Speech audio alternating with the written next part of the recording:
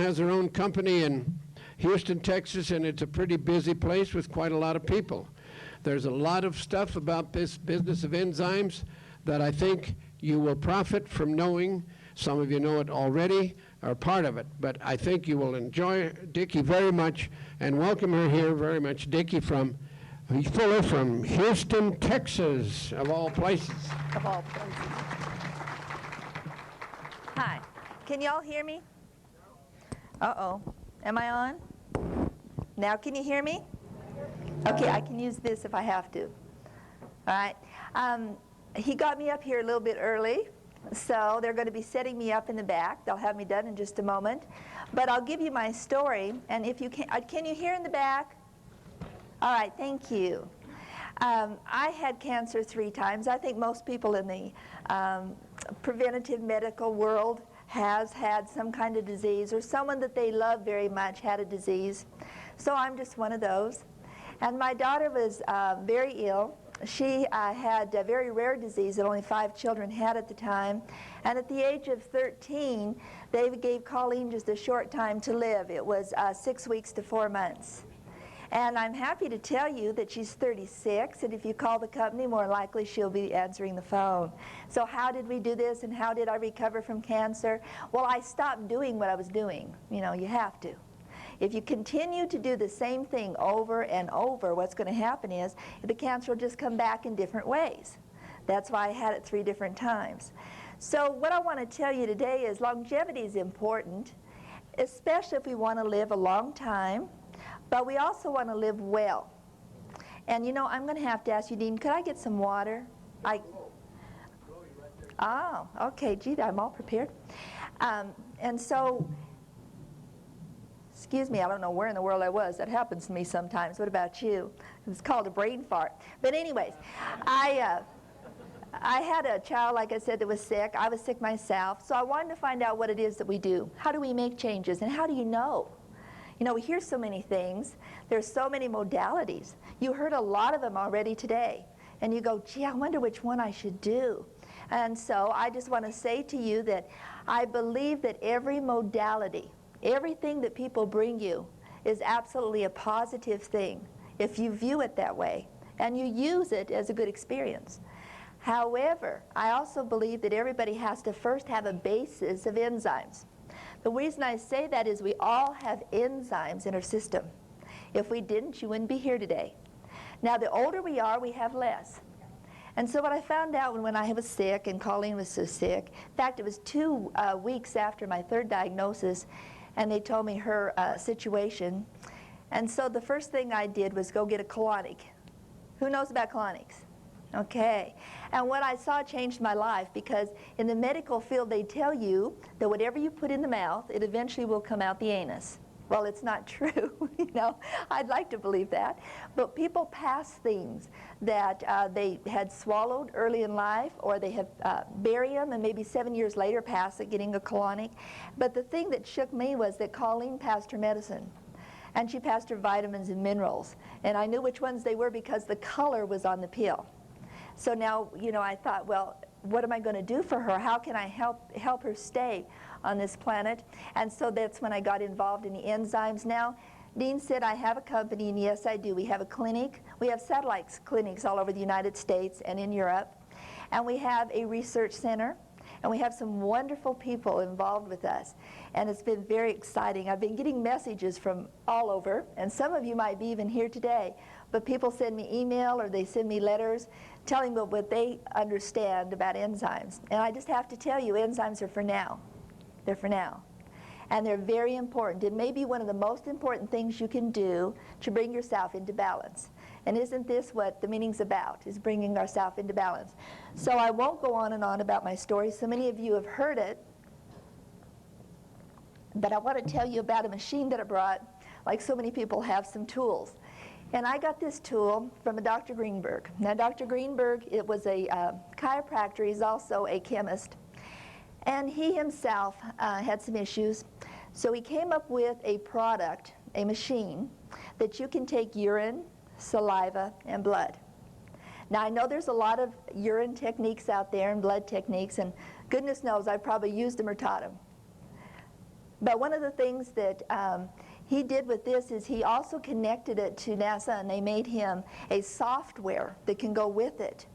So by taking fasting blood, taking fasting urine, and fasting saliva, it can give you a picture of exactly who you are, what's going on in the cell, and what's going on out of the cell. So I just want to talk to you about that for just a moment so you can know the value of this particular instrument. So many of you say, oh my goodness, I'm running out of time. And I've heard so many people say, the older I get, the less time I have. So we don't want to be frightened of time. It's a wonderful thing. Boy, this is big up here, y'all. Okay. And this machine does several things. Now, scientifically, it is approved. And if you just take urine, it's going to give you just part of the answer. You have to do it to saliva because saliva is what? It's your lymph system. And your urine is nothing but filtered blood. So when they take this information, they can find out exactly what your biological age is. I was telling the speakers today, so many of us, well, when we were young, we said nothing can happen to us. You know, we felt very, very good. But we're finding that young people today, at the ages of 6, 7, or 8, have the biological age of 75. So that's because they're coming into this world without the ability to make the digestive enzymes that they need. And this happens right when they're being carried in the womb. Between the 9th and the 12th week, that's when the child begins to develop its digestive tract and its ability to make enzymes. If mother's colon is toxic, if mother is out of balance, if mother isn't eating well, that will affect the child. If that child isn't breastfed from the same mother that carried them when it comes into the being, they're not given the ability to fight off certain diseases, nor is the key to their enzymes turned on. So how many of you, I wonder, were breastfed? And how many of you breastfed your child? So people say, well, if you have enzymes, you've got to be healthy. Enzymes make everything happen, from hormones to how you think. But I got to tell you that the more work we do in research, we're connected with 4 universities, and we're finding that people are not making enough digestive enzymes and not enough of the enzymes to take care of inflammation and waste. And so when we measure the biological age, that's what it's going to tell us. So we like to say, well, you know, our government's doing it to us. Now, that's not that I'm putting anybody down that said it. You know, we all have concerns. But, you know, I want you to think about what you do to your system. What is it that you do? Take responsibility for how you eat and how you live and how much sleep you get, because that will affect you. So we choose what we eat. No one forces it down us. However, I do know that we're not giving a lot of choices, and some of our foods are now genetically modified. We choose not to exercise. I'm not going to ask for hands because it's dark, but I'm going to guess that probably a very large portion of the room probably doesn't exercise on a regular basis. And exercise assists you to make the growth hormone. How do you think you make growth hormone? By getting enough deep sleep and by exercising. So if we don't do that, you know, we can't very well talk about longevity. We choose not to control the stress in our lives. Now, stress can be many things. It can be outer stress. It can be inner stress. It can be global stress.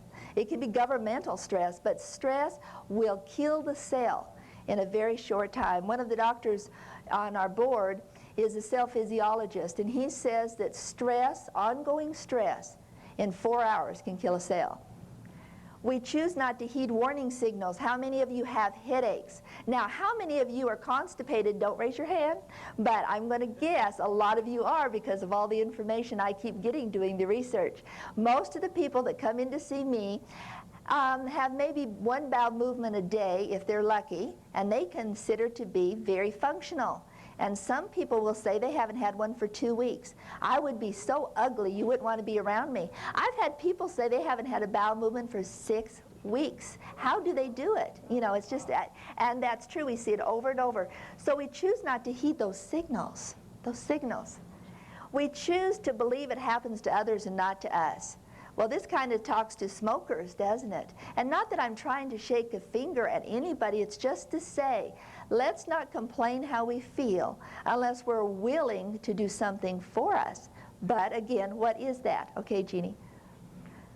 So you're going to have to look at digestion. Now, I know they've done a lot of gene work, and people are excited about the DNA, and they're so excited. This weekend, or last weekend, I was with a gentleman that puts millions of dollars in genetic research. But even after all the research is done, only 25% of those people that have cancer in their families might get cancer. Only 45% of prostate in families might be passed on to men, and women's breast cancer. Now all the rest is environmental, or what we put in our bodies, all of it. So even though everybody's excited about gene therapy, it still matters what we do to ourselves, how we eat, whether we drink enough water. Very important. So enzymes, what are they? Jeannie's trying to move me right along here. Jeannie's going to be at the workshop, by the way. She's a wonderful person. She's been working with me for about 6 years. She absolutely is incredible. She speaks all over, and she's going to be performing the BTAs if anybody wants to get one. Remember, the BTA was invented by Dr. Greenberg, that they do those 3 fluids. But one thing that BTA keeps showing us over and over is people aren't able to provide their body with enough protease. We get protease because of genetics, if you're able, and we get protease if we eat raw meat.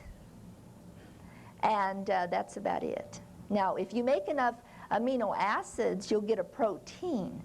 But your body has to have enough protease. So protease breaks down proteins, and you go, why is that so important? Well, every bacteria in your body is a protein. Every coating of virus is a protein. The coating of cancer is a protein. Parasites are proteins. Fungal forms like Candida are proteins. So it's very important. So protein is one of the big guns. The next one that the body hopefully makes, and people don't have enough of, is amylase. Now amylase is an enzyme that breaks down starch, carbohydrates.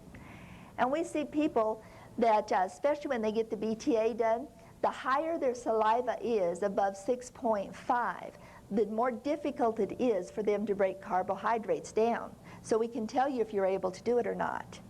Lipase, your body makes it, hopefully. If not, then you've got high cholesterol, high triglycerides. And lipase is very important. It breaks down lipids or fats. So when people say, well, take things like omega-3s, omega-6, if the flaxseed oils, that's very important. But if your body isn't making lipase, you're not breaking it down. So here in the United States, we've been so excited about the nutrients that are coenzymes, we forgot about the enzyme that makes the nutrient work or even delivers it. In addition, there's other enzymes. There's lactase. I think you've heard about that. That's people that eat, drink milk or eat dairy, and they have all kinds of problems. Well, you're lactase deficient. Cellulase. Cellulase is important for people that have fiber issues. We tell people eat fiber, but what if you're the type that has a problem with fiber? Then you create issues in your small intestine. Your small intestine, you have villi. That's where the nutrients are able to go through, and some of your starches. And if the bad bacteria from your colon goes up into your small intestine, and it does that only if your bad bacteria becomes more than your good bacteria, and it goes to your villi and it breeds there and it kills off all your disaccharidases. And then all of a sudden, you're gluten intolerant, or your sprue problems, or your Crohn's disease, or irritable bowel. It's all from digestion. Maltase, it just depends on how much of the malt products that we eat. And invertase is the simple sugars. Now there's many, many more enzymes. When I started teaching enzymes back, oh gosh, in the early 80s, and I started using them in the 70s, it's really amazing what enzymes we said there were. We got real excited because one day we found that there were 3,000 enzymes in a human body. Well, last year at the enzyme conference, they found out there's 9,000 proteases alone. We don't even know. There could be millions or trillions. So all these things are so important. Now, people say, so what? So what? I like to eat like I like to eat. I had a man come in, and he had cancer, and he told me, listen, Dr. Fuller, we work with people with MD Anderson, and that's where he came from. And he said, I'll have you know, the chemo, and I'll have all the other stuff, but do not take away my meat, you know, my red meat or my scotch. And I said, well, that's interesting. You know, you don't want to give up your dead meat. That's what you're becoming. Now, that doesn't mean that I think that everybody should be a vegetarian, but I'm just saying we have to be smart. We have to be smart. Y'all are so intelligent. You're up on all the news. You need to be up on what your body's all about. So, say you take in a carbohydrate, a simple carbohydrate. Like, what is one that somebody might like? Somebody say one. Bread? Rice, pasta, vegetables, whatever. And you take it in and you chew it up. Now, let me just go through it real quickly. People see food, they make enzymes if they're healthy. They chew food 1 minute. I won't ask how many people chew their food 1 minute. And then it takes 3 minutes to go down their esophagus to their stomach. Now, in their stomach, it may be there 3 hours or 4. It doesn't just fly by that area. You become very, very acid-like so that you can break down your proteins. And then you move into your small intestine with spurts. And right there, you become a little bit more alkaline. And if everything goes well, you might be there, the food might be there 3 or 4 more hours before it reaches the colon. So digestion takes 10 hours to 2 days. It depends on when it passes through you, you understand. So all through there, from your stomach all the way through, well, I should probably say small intestine on, you're going to have all this microorganisms. We have them, and there's a lot of them. There are thousands and thousands that breed in there. Well, if you take in food, like a pasta, bread, or any of the ones that we mentioned, that you can't break down, they will ferment in the colon when they get there. But worse than that, the microorganisms will take them, and they'll make all kinds of acids out of them. Every time we eat a carbohydrate, not a meat necessarily, a carbohydrate that we don't break down, guess what it does? Acidifies the system. And then it produces gas. Well, we all know about that, I think. And it gets absorbed in the blood. And there we run into problems. And then the cells stick together.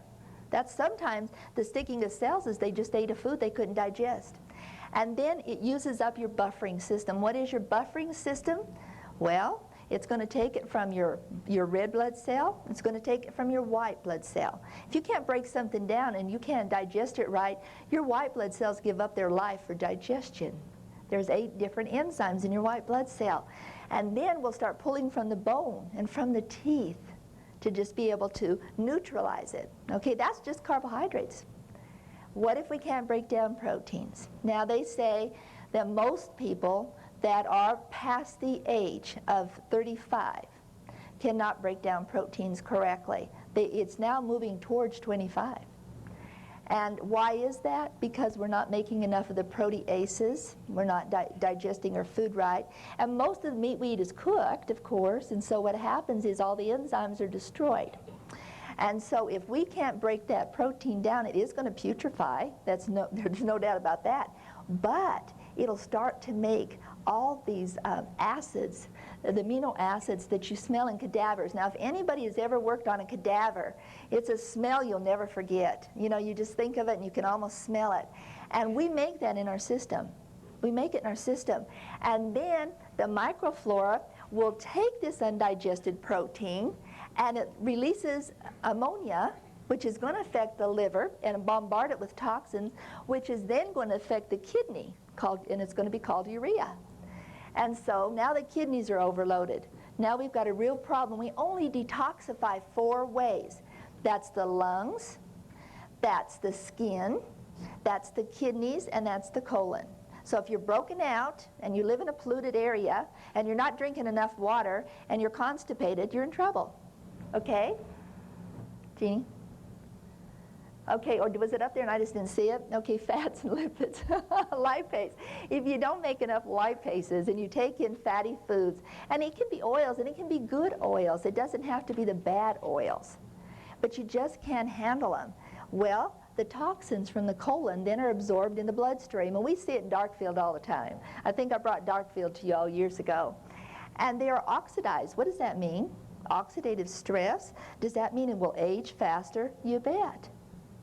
And then we also will have more acidity and stress on the liver and excessive cholesterol.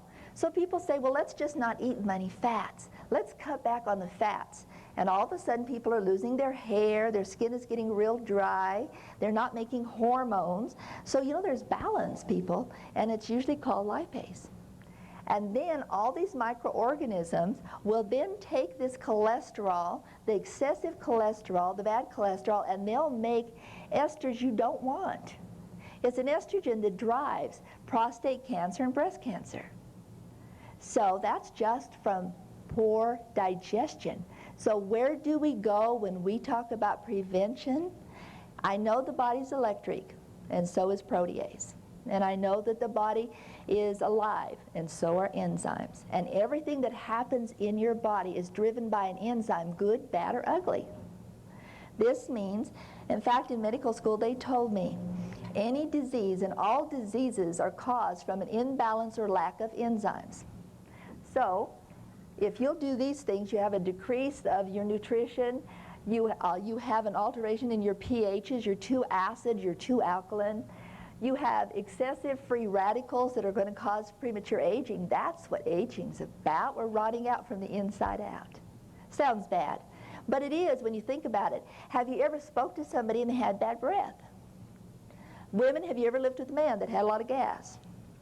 Sure. So we have all these imbalances, and when we don't feel good, how do we feel? We feel just kind of sluggish, and we feel gassy.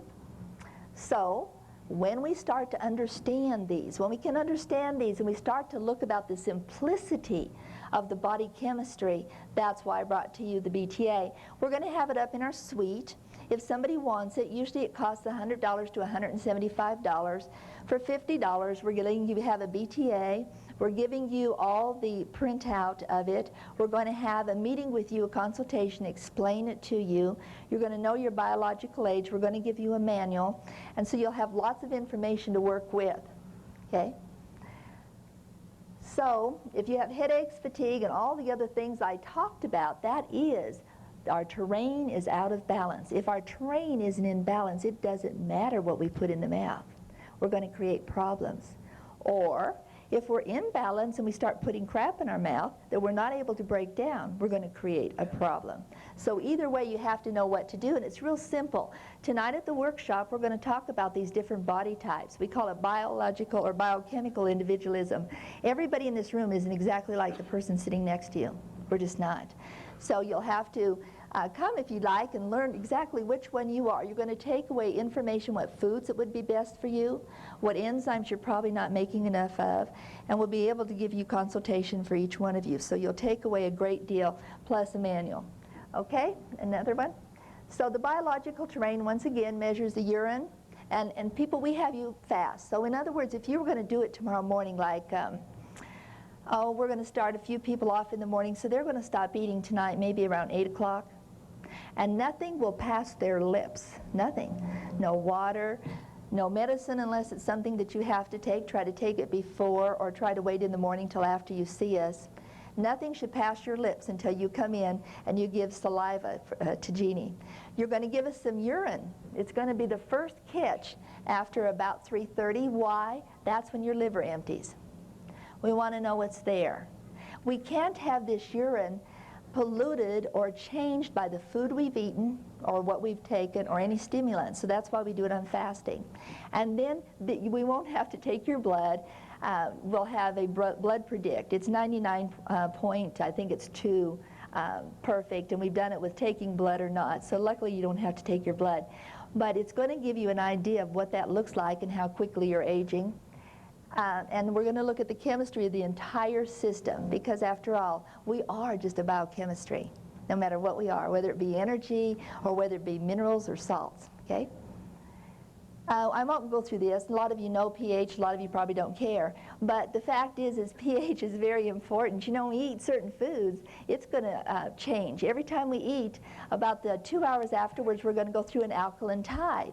So that's why we can't take random, because it's going to change all during the day. So in our research, we've proven that, and that's why we have to do just absolutely with nothing in there to change it. So some of you who thought they were very alkaline might find out they're very acid. Let me explain it. If you had, say, a gastrointestinal problem, you have an ulcer, or you start to burn, and so you take what, Tums or something like that, you're trying to neutralize the area, taking in something very alkaline.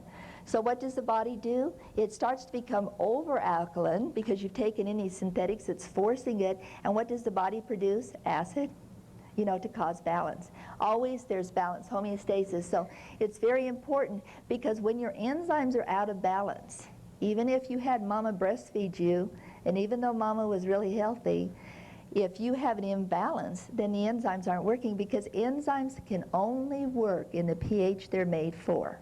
The reason why I tend to use more of the mycelial or plant enzymes than the animal enzymes is because we've blended them to work in all pHs, and animal enzymes usually work in a pH of 8. So if a person is quite ill, more than likely it's not going to work for digestion. Now, animal enzymes are great to take between meals, you know, when you can get some kind of like about 3 or 4 hours after you've eaten, then you can get real benefit. But most people can't handle some of the stuff we even give them, whether it be vitamins or nutrients. Okay, so we have to look at pH. Of the blood to the urine to the saliva, it's got to be a whole picture because those are all your body fluids. I told you before about the 6.5, so if your urine or saliva is 6.5 to 6.8, that's supposed to be balanced. But we found out with our research that you can't just take a random, like a, you know, doing the paper and finding out what your saliva is randomly, because that has got to be compared to your urine and your blood. If your blood is very, very acid, or I should say very, very alkaline high, like 7.45, 7.5, then your urine better be really, really acid or you're real sick. So there's a comparison we always look for. Did I touch on that? I guess I did. She moved on. Okay, oxidative stress. You hear a lot about oxidative stress. And tonight we'll be talking about which ones are fast oxidizers and which ones are slow oxidizers. That has a lot to do with how you digest your food, how you, even your personality. Jeannie's going to be teaching on personality tonight. But the oxidative stress is absolutely a key of looking at how quickly one is aging. That's why they use most of that information for the biological aging in the BTA that we have. And you're going to know about your xenobiotics. In other words, if you have a terrain that breeds bacteria, you'll get a little printout that will show you on the body which organs are stressed. And if you have a viral terrain or a bacterial terrain, or if you have a heavy xenobiotic, which is any kind of influence that we have from the outside or medicine, okay? Again, oxidative stress, you know, we know that it's going to really give us an idea about pathology. So when we take a look at the urine, the saliva, and the blood pH, and then the urine, the blood, and the saliva oxidative stress compared to each other, it's very, very important because we can see by a graph how toxic your body is. Is your toxic load so great that you can create a great imbalance and create a place where, you know, cancer cells can thrive? So, you know, you just have to look at it not just with aging, but also with pathology, okay? Resistivity, why am I putting that up there? It's a pretty slide, but what does that mean? Well, it's just simply saying that if you take your blood, urine, and saliva, and you look at the readings that you get, which is a little bit opposite, the higher it is, meaning the less minerals you have, basically. So we can see, are the minerals getting in the cell, or are they being lost in the urine?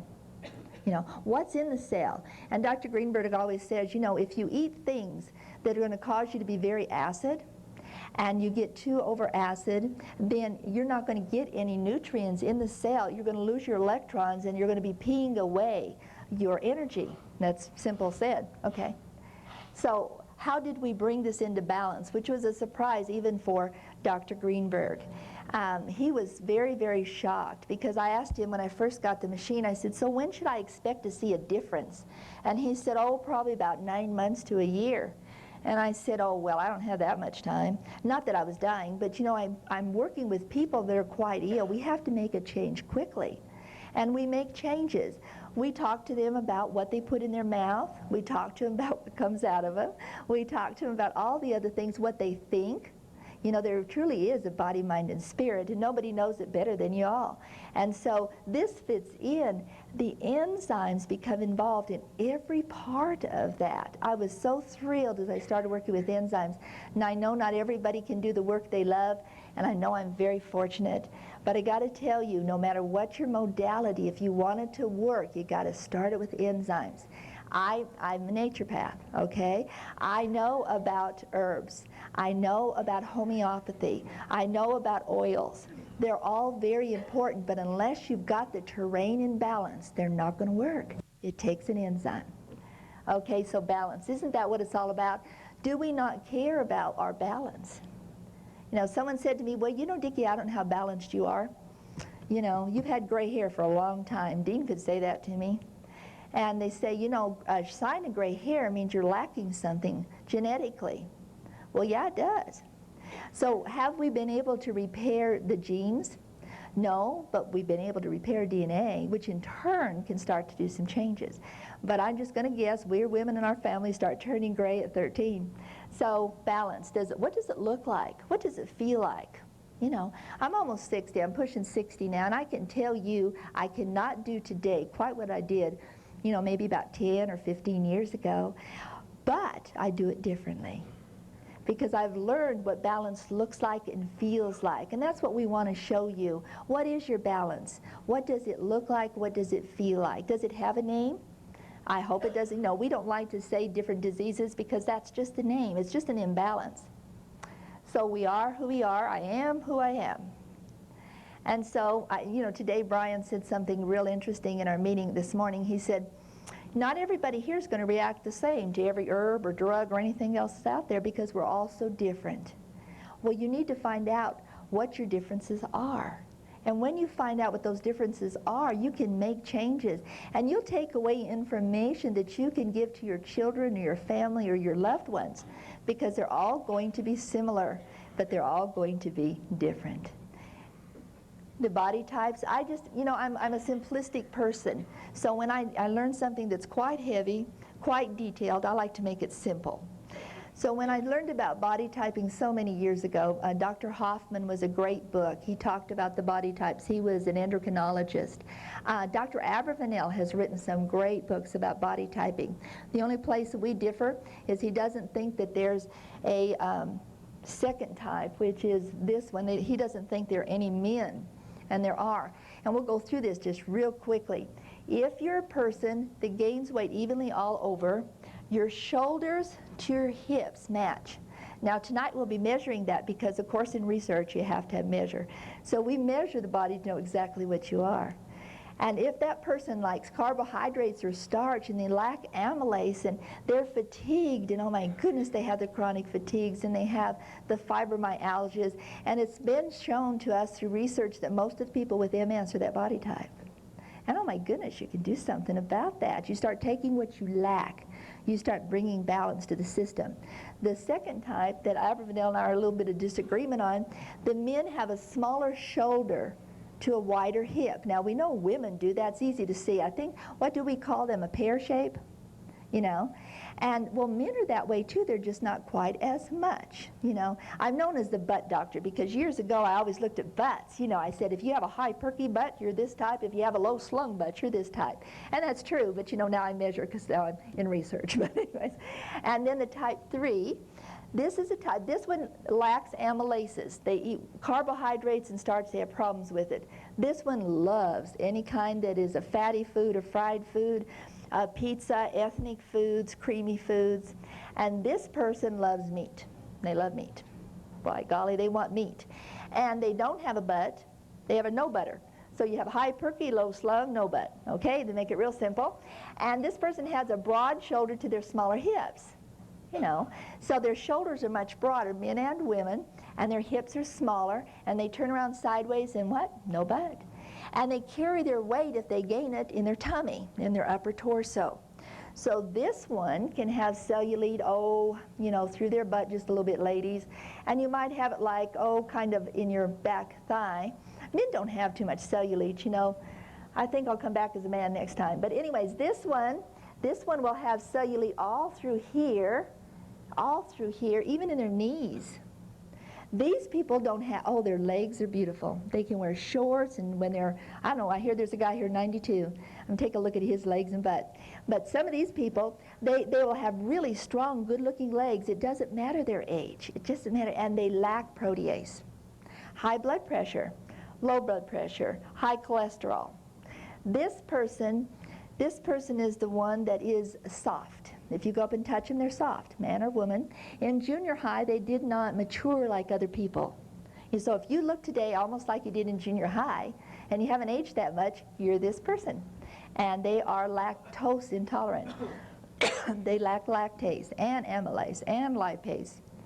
And they have allergies. And so what we can do, we'll give you information to tell you how to balance that. It's a lot of fun, too. Dr. Messer will be joining us tonight. He's a doctor from this area that does his office or clinic the way that I do. He's one of our satellite clinics. He's going to be a lot of fun. Jeannie's going to be with us, so you won't have to just hear me drone on. The book. If you don't want to hear me, you don't want to see me, you might want to read me, okay? What I did is I tried to put a lot of information about enzymes in here. What do enzymes do? I gave a lot of clinical information about enzymes. How do you know what to use? How much? How much do you need? I tried to do it there. I talked about body typing in the back.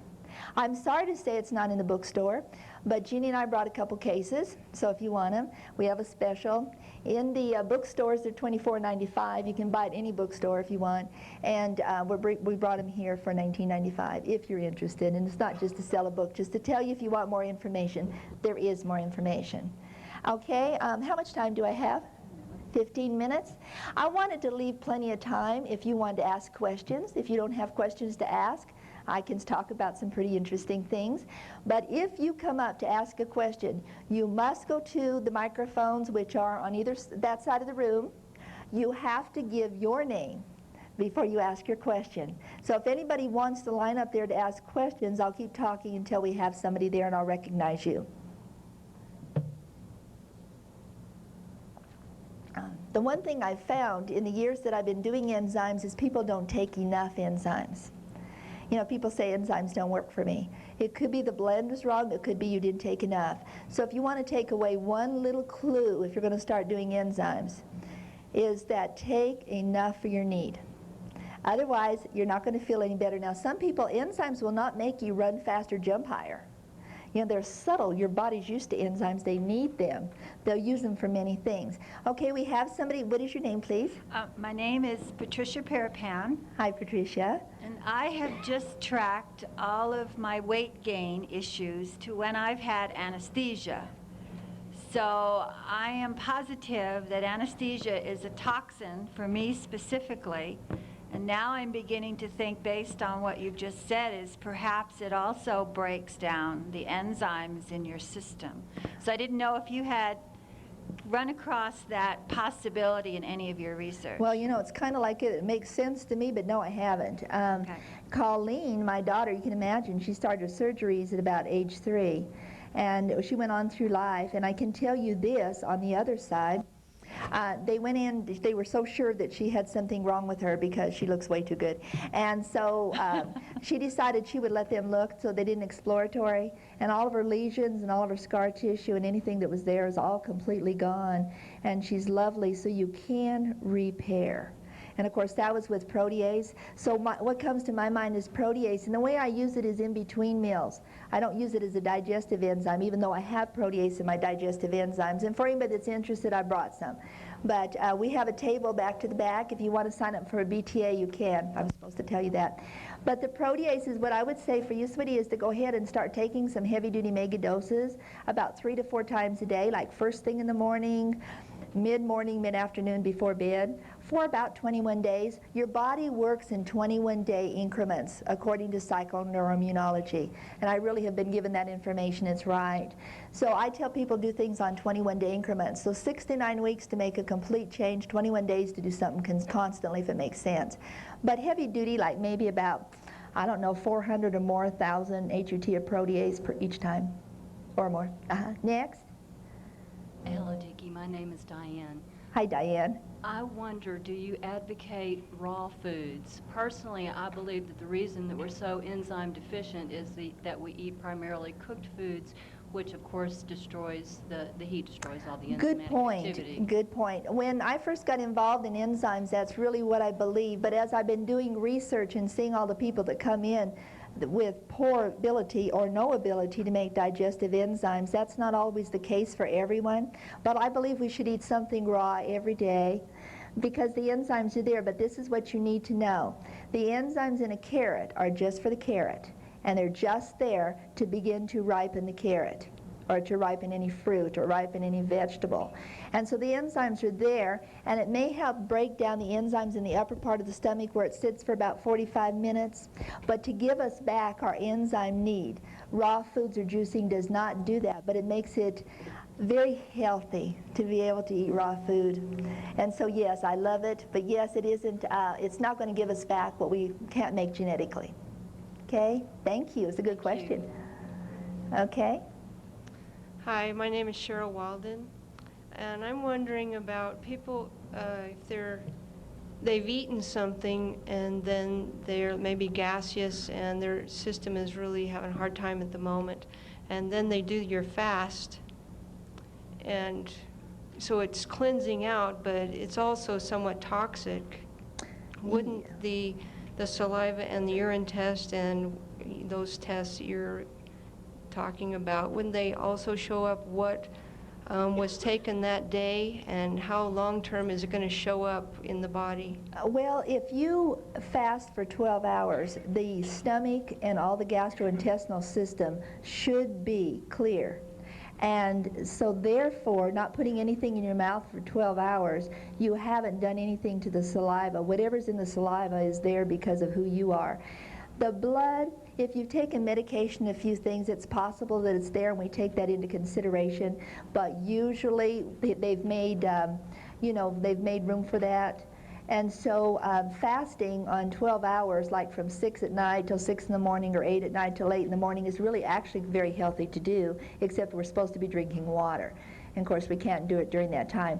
But no, it won't become worse because of it. If we eat certain things that are toxin, then the system will have already, the microorganisms have already taken it and used it and done something with it. That's what we're measuring. What is it they do with it? Thank you. Thank you. Did that make sense? I don't know. Did that make sense to anybody? Give me a hit. Okay. All righty. Yeah, thanks. Thanks. My name is Anita Morris, and I've studied enzymes for quite some time, and I've tried numerous types of enzymes, and always find that after a period of 7 to 10 days, they begin to give me a serious headache. And I was told that it was because of the bovine derivatives, and I wonder... But that's because you'd use an animal. I don't do animal. Bovine is animal. So, see, animal is only going to be as strong as the slaughterhouse animal it came from. It's a glandular. I'm not against that, especially if it's a good glandular. But as far as a digestive enzyme to do what it's supposed to do, for instance, pregnant women, according to research, are not supposed to take a lot of animal enzymes, either our children. I have used animal enzymes, and I started with animal enzymes. I'm not against them. But I found, for me personally and for my clinic and research, the plant enzymes are more usable by the body. People say, well, how's that? Because animal to animal? Well, the mycelial enzymes, their DNA is just one off of the human body. It's real recognized by the body. So I think it's because you probably didn't take mycelial enzymes, or plant enzymes, if you want to call them that, and you didn't take enough. When people have, like if they call me and say, I got a headache or I don't feel good, I felt great when I first got on them, I usually say you're not taking enough protease, because it's the one that clears things out of the body. So I would suggest that you try a different type for a while, and then you could go back to animal if you wanted to. But sometimes with just your to get enzymes, you don't find a lot of allergic reactions of any kind, headache or anything? No. I have newborn babies the first day out of the hospital. We have people in the hospital on them. We have elderly on them. And I've never had an allergy reaction, no. But you have to understand, I don't use fillers. And I do my own blends. I don't use fillers in the capsule. A lot of capsules will have cellulose, A lot of capsules will have talcum powder. And of course, now with the new law, they have to tell you, just read Tums. The first thing on is talcum powder. Yes? My name is George Young, You just mentioned glandulars, and I know you do glandular therapy. I would like to keep my glands and organs as healthy as possible. As far as I know, there's nothing wrong with them. But I'm afraid to take the glandulars because of the hormone content. Well, that's wise. How do I deal with that? You make sure that the people that are making the products, and ask them all the questions you want. We get drilled at our office, you know. And where do they get it? Where do they get them? Are they getting them from Argentina, where there are no hormones and everything is fine? Are they getting it from Australia? And if they are those two places, and that's the only ones I use. Okay, I wasn't concerned about that hormone, but I mean, like, for instance, if I take an adrenal glandular, I mean all the steroid, not the steroid, but the like cortisol and adrenaline, all the hormones that are naturally present in those glands, and that's what really concerns me. Well, here's what I got to tell you. This has been my experience only. You might want to ask some of the other doctors.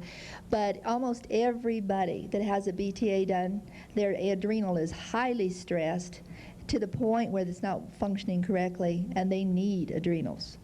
I see very few people, some children that don't.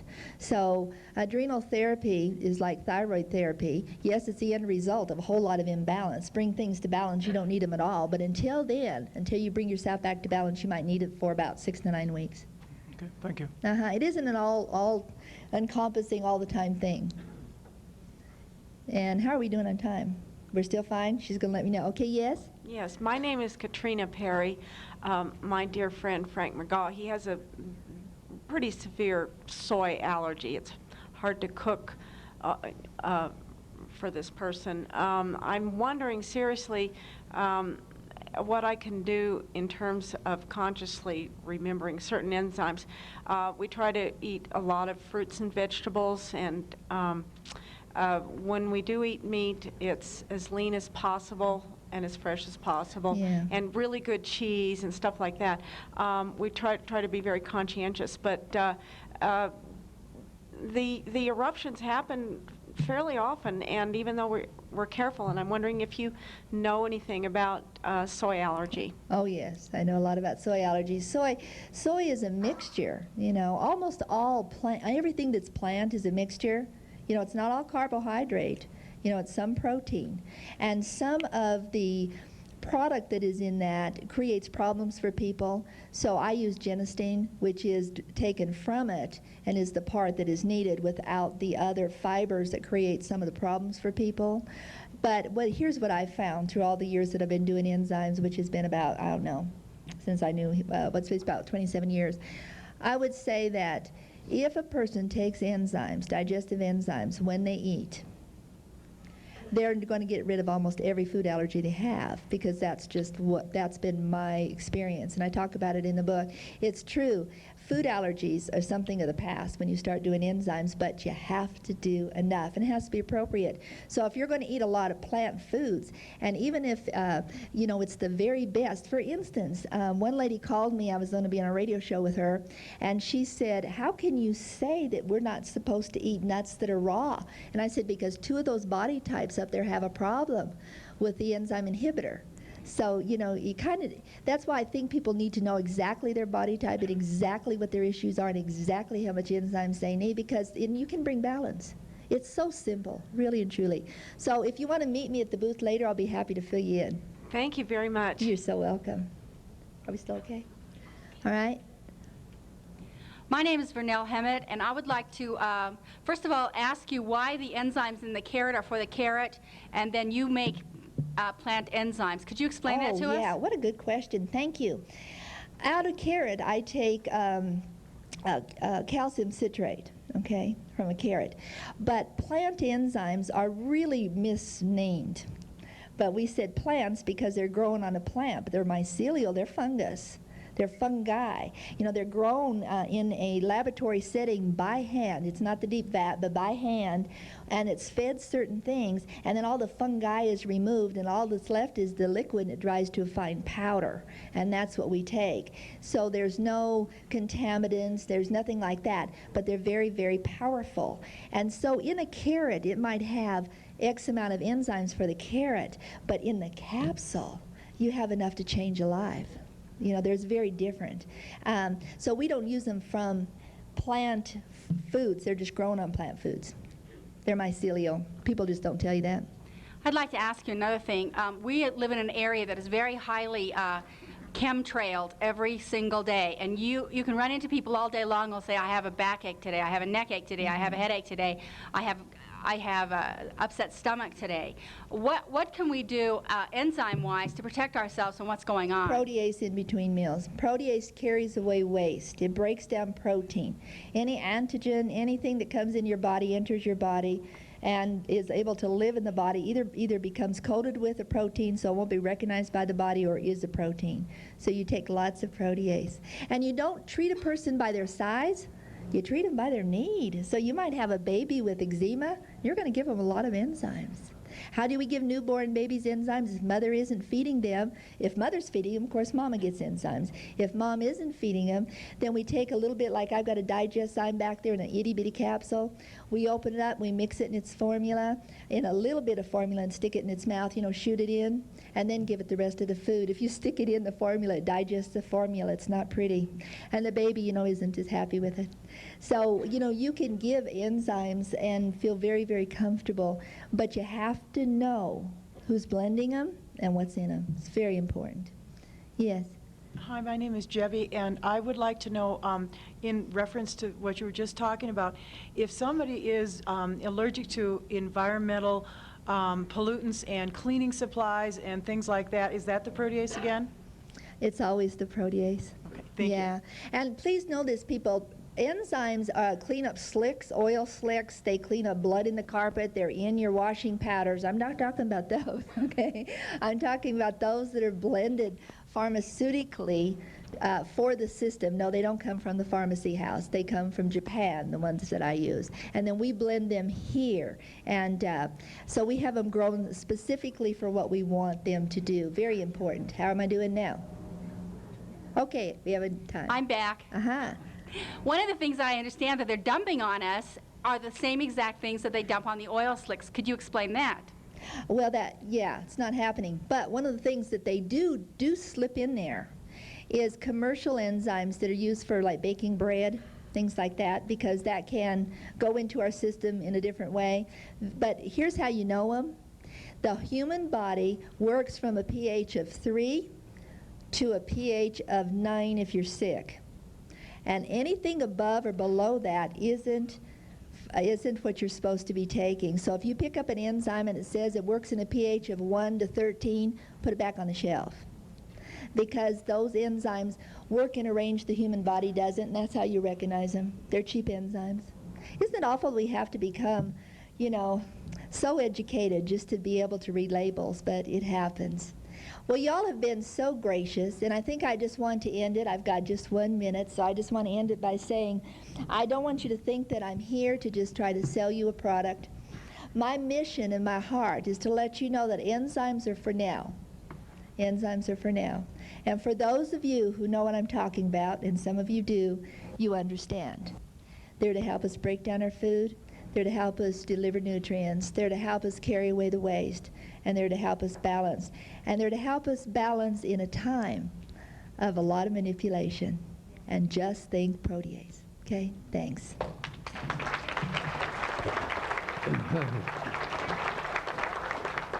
Wasn't that good enough for openers? That was good enough for openers, wasn't it? Thank you very much, Dickie.